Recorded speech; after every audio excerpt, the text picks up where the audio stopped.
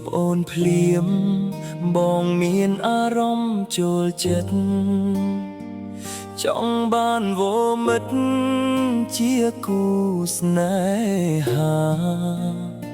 ត្បិតបងមានគូដនដឹងតែមិនទាន់រៀបការគេម្នាក់នោះណា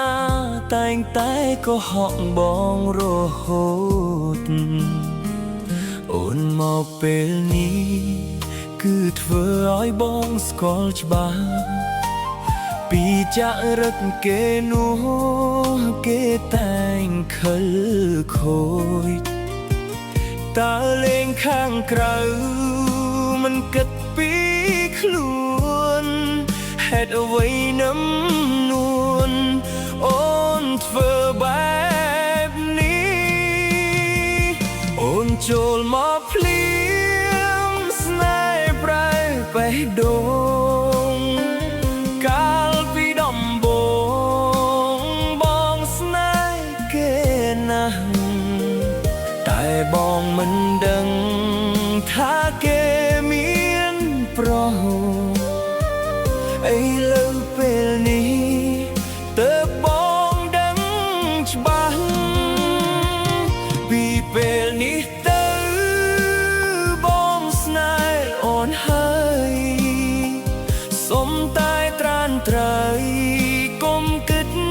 រឿងចាស់បងជាមនុស្សភ្លើ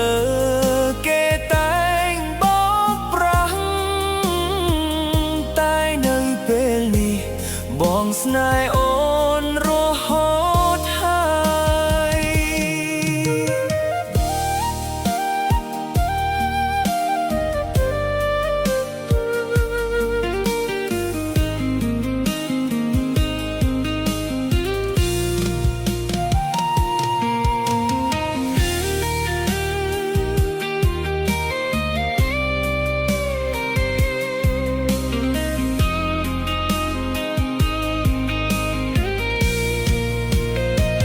អូនចូលមកភ្លា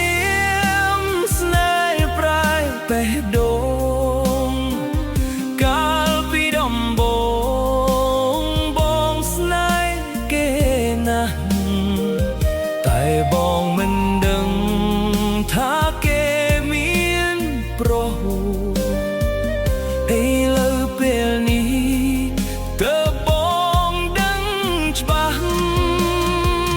ពីពេលនេះទៅបងស្នេហ៍អូនហើយសុំតែត្រានត្រៃកុំគិតរឿងចាស់បងជាមនុស្សភ្លើគេតែងបោកប្រាស់តែនៅពេលនេះបងស្នេហ៍